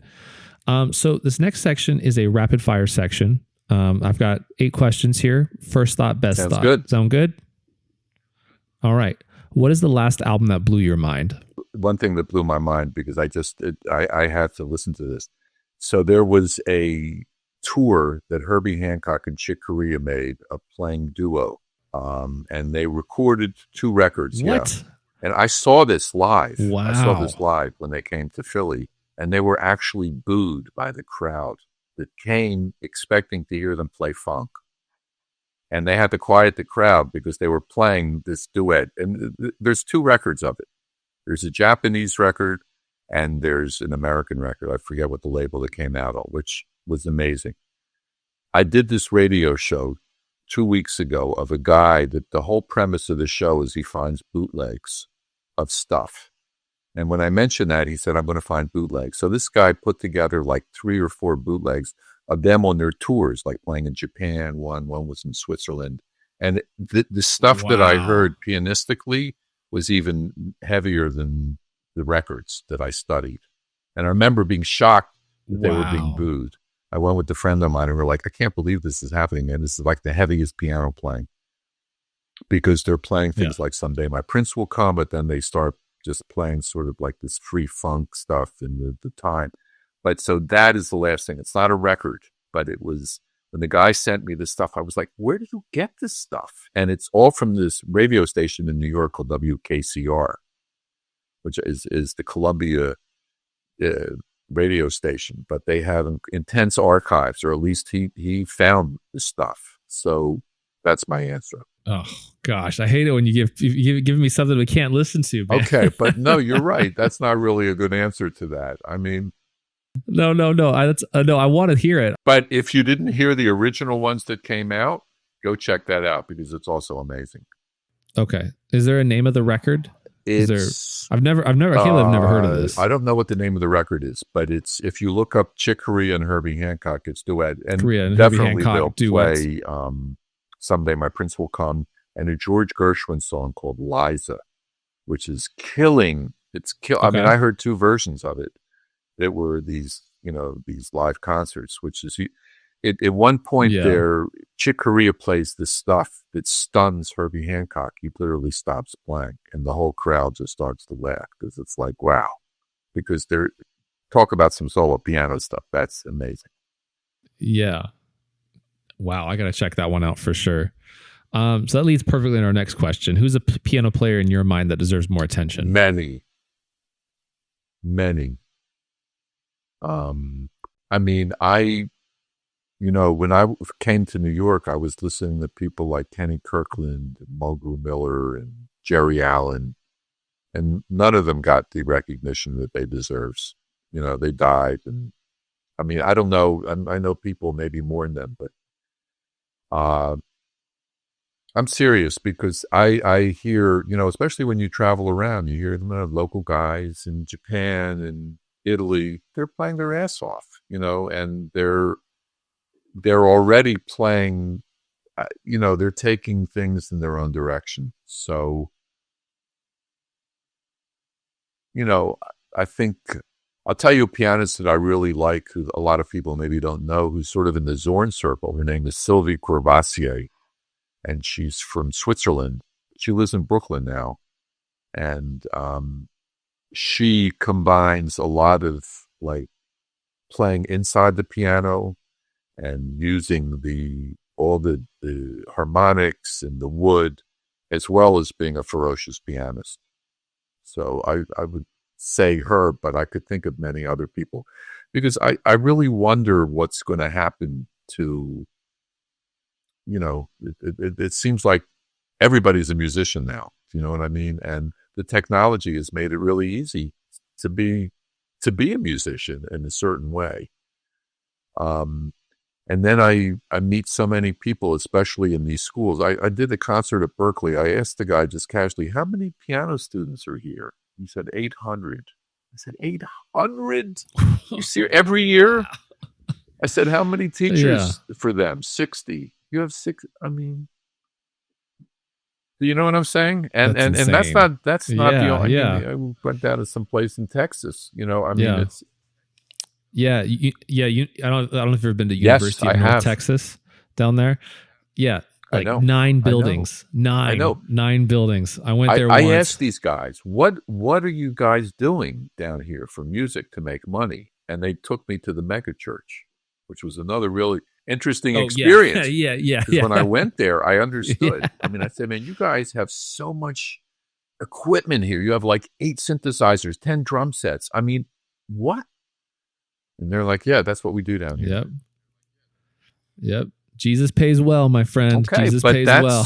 Okay, but somebody has to come up with that stuff. Yeah. I'm just saying that it wasn't that I was thinking I really want to do this, but it's interesting in the sense that these guys they're talented, they want to talk about Freddie Hubbard, but they have to have a gig too. And so they get good at the gig. And then at some point in their life, I could say this is an older person, they're going to have to make that decision. Do they want to do that and just sort of do that? Or they want to do their Freddie Hubbard thing? Can they combine it? Whatever. But it has a life of its own, like for all of us that are involved in it. It just becomes its own thing. So it's just interesting to see what that is. But I always, I just wonder where all these people are going to, because one of the statistics I heard is that only 3% of people that graduate from music school will be playing music in 10 years, which is really depressing if that's true.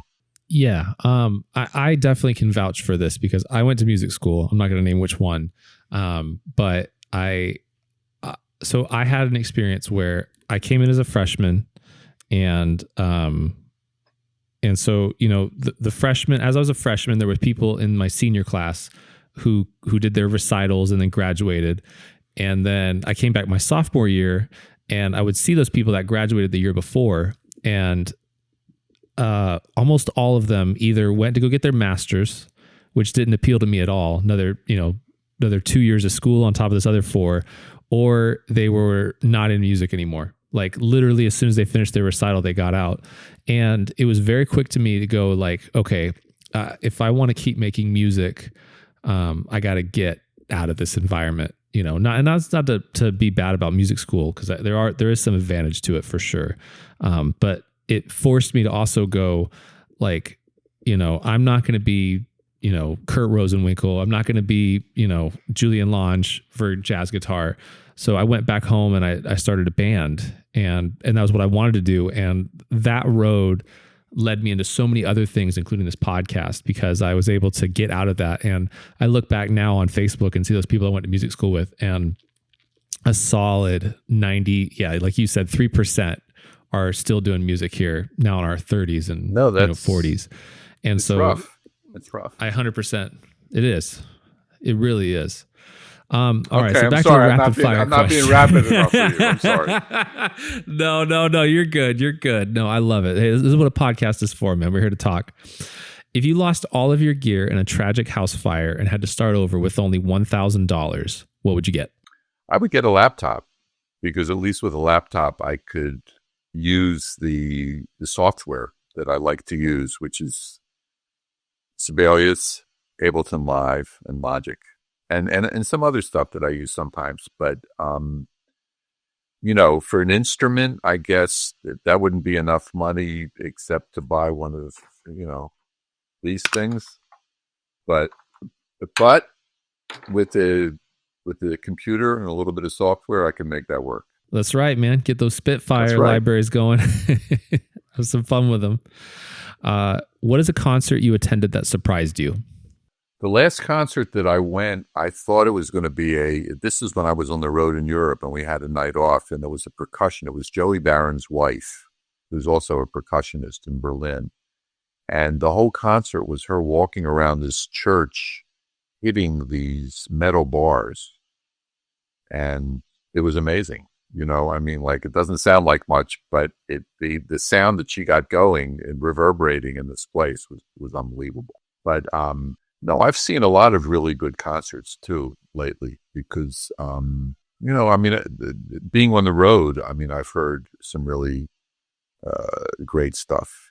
And I would say, I'm just trying to think what I've heard recently that it was really good. I heard a group with Chris Potter, who was really good. Great sax player. God. I know him. Yeah, the man. And I like pianists like Craig Taborn and Matt Mitchell. And I heard a good one with Danilo Perez. These are much more like jazz-oriented things. But yeah. And I heard a really good string quartet, the Jack Quartet, that plays a lot of contemporary music in New York. And I like the way they play, and I like that type of music too. That's another type of music that I think is sort of out of fashion now. And it has its devotees, but it's very sort of obscure for a lot of people. but I've always enjoyed that too. And ever since I was like a teenager, I knew it was weird music, but I like it. When you go see somebody like, Danilo Perez or somebody like that, do you ever have a feeling of like, are you able to like sit back and enjoy it for what it is? Or do you have like feelings like, oh, I wish I could be in there playing with that rhythm section, or I wish, are you, when you're seeing these people? Honestly, it depends, because sometimes I know them. So I know who I played with them. But I mean, other times I feel like, I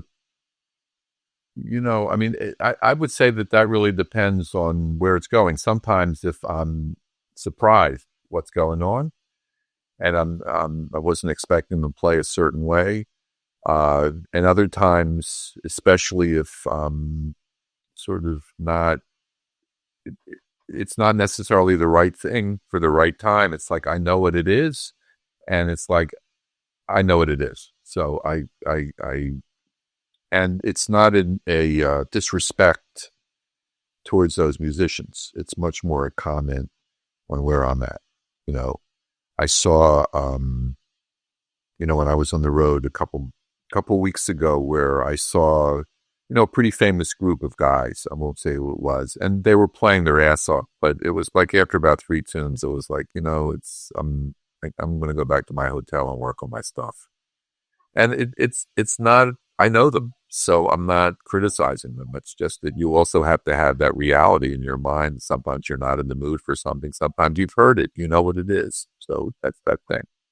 How do you recover from a bad gig? I go into a certain, I can berate myself for maybe 24 hours, and then I say, you have to pick yourself up. I try to get into the Vince Lombardi, I'm going to try my hardest, and I'm going to do all the things that everybody says to do. But once I'm done that self-pitying part, it's like, realistically, like, what are you going to do? Or you better practice, man. Even today, you only have a certain amount of time to do it. You better do it. And that's always the best thing to do. Because you can't change that. Even if you have a disaster, it's like, okay, that's going to happen. Hopefully not that often, and you try really hard not to have it happen. But, and then honestly, sometimes after a tour or after playing with certain people, you're burned out, and you're like, you know what? I need a break from this. I need a break from maybe not the music, but the people, or vice versa. I need to break. I like the people, but the music, it's after a while, and that's okay too.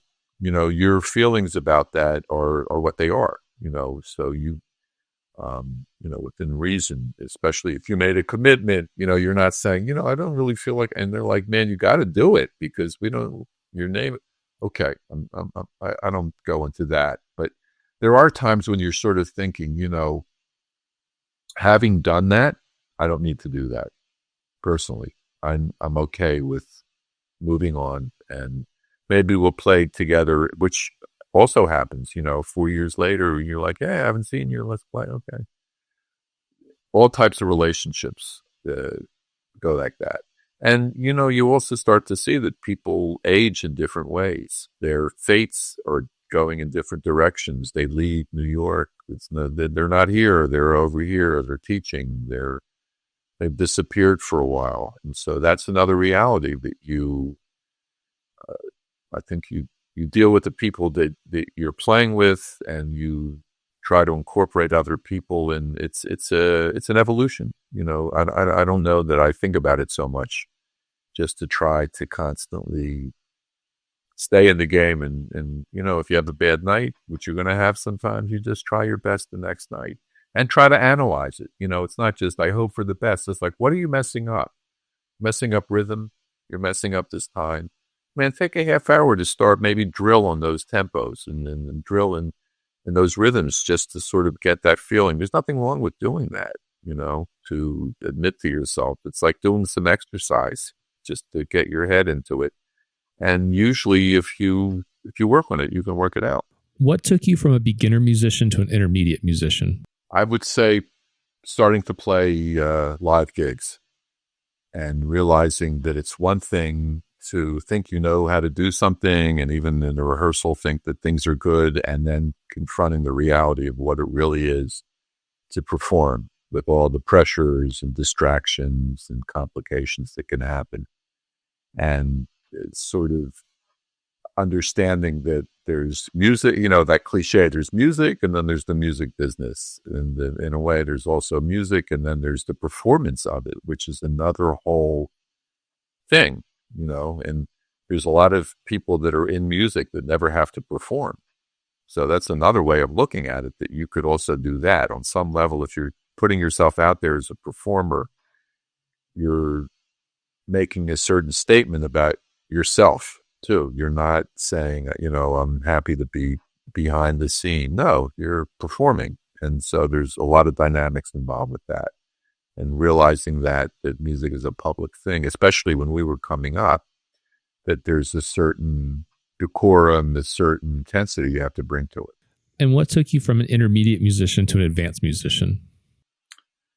Maybe the transition to sort of becoming, I don't want to say a leader, but of having to have the opportunity to do your own project where you're in charge of it. You have to get everybody together and you have to sort of arrange it all, and that showed me the responsibility of what it. I don't know if you can, calibrate all those things, what makes you, but in your mind, when you start to realize, especially once it's finished, oh, okay, I had that experience. I see, this part of it that I wasn't anticipating was going to be hard was really hard in that thing. How do you make that better? This part that I was worried about actually worked out well. You don't have to worry about that so much anymore, maybe.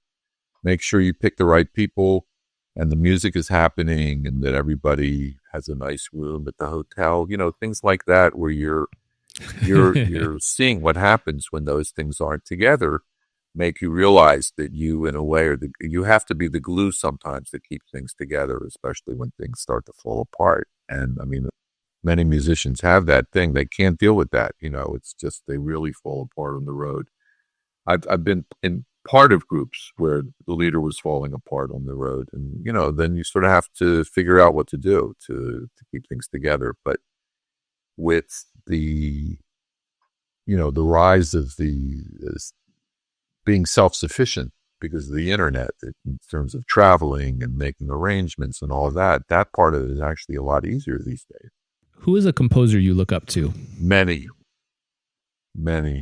And when I was coming up as a teenager, I loved Stravinsky. I loved Varese. I loved the modern music composers who I thought were really Schoenberg. I went through all these periods for all these guys. And then the generation after that of composers, people like Berio and also a lot of the Americans. I loved Crumb. I loved the people that I was studying with. I loved their music. But I also love composers that maybe are a little bit more, I wouldn't say forgotten today, but there was a composer that taught at Juilliard named Jacob Druckmann. I loved his music because it combined a lot of like craziness, but in a very expressive way, and very, it didn't tarry, it was very sort of one thing to another, and it was very exciting. And I guess, a lot of composers that are very obscure. I mean, and there's a lot of European composers writing a lot of crazy stuff. But I'd like, English composer named Thomas Adès, Ades. He's really does a lot of interesting rhythmic things and stylistic things. So I listen to a lot of contemporary music. Any particular songs from Thomas Adès we should check out? I mean, he has a lot of great pieces. I know that I'm trying to remember this. He writes great orchestral music, but he also has two operas. There's one of his first operas. I don't know if you're into opera.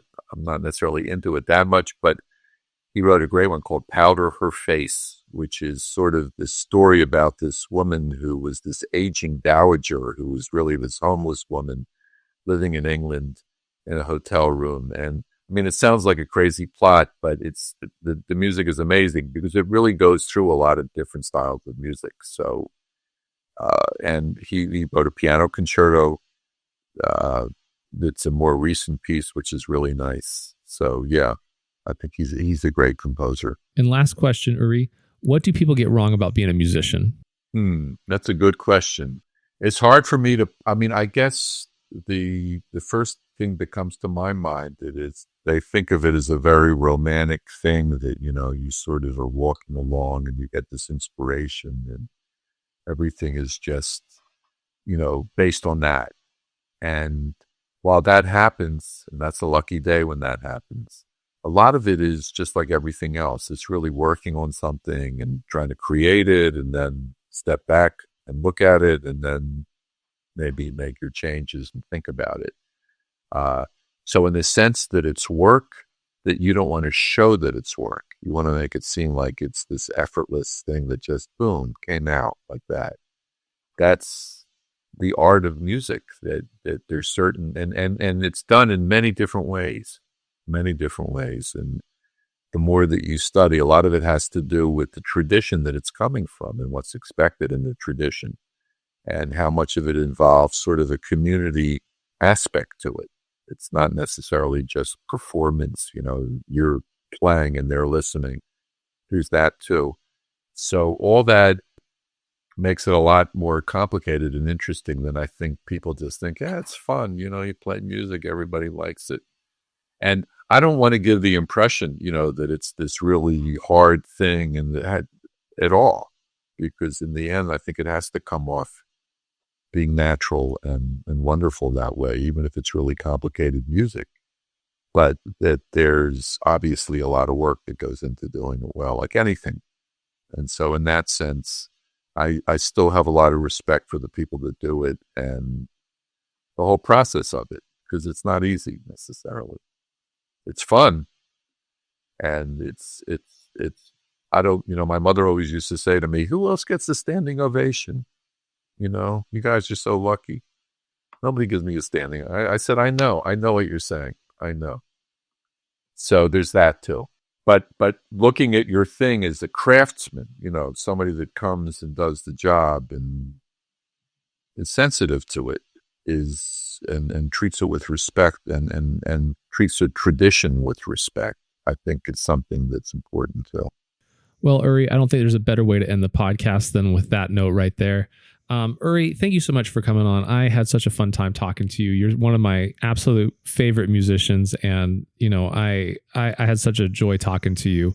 Thank you. The floor is yours to promote anything you got coming up in the next 12 months. What's going on? What's next? What's 2025 and 2026 look like? I mean, I have, like I said, I have some recording projects that I'm hoping I'll be able to complete. One with a smaller group.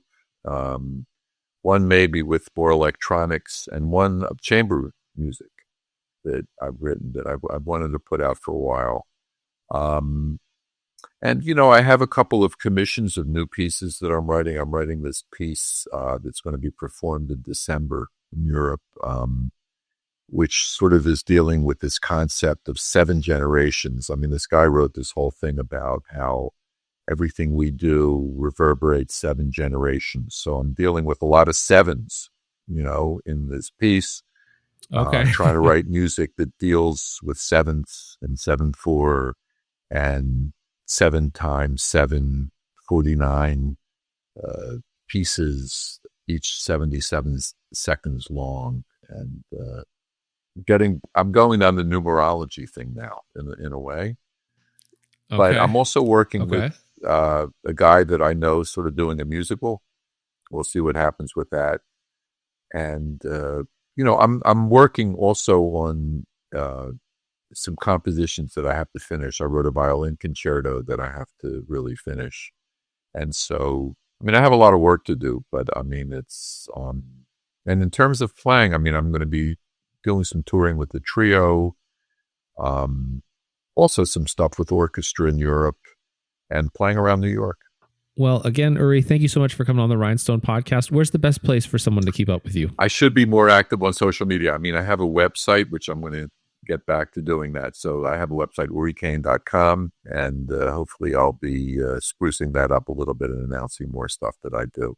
Sometimes I go on Facebook and I sort of announce stuff that I'm doing, usually when the promoters ask me to do it. But yeah, I'm not, I don't know, I'm behind in that part of it. But yeah, hopefully the website. Well, thank you so much, Uri. And until next time, Thank my you so friend. much. Great to talk to you. You're welcome.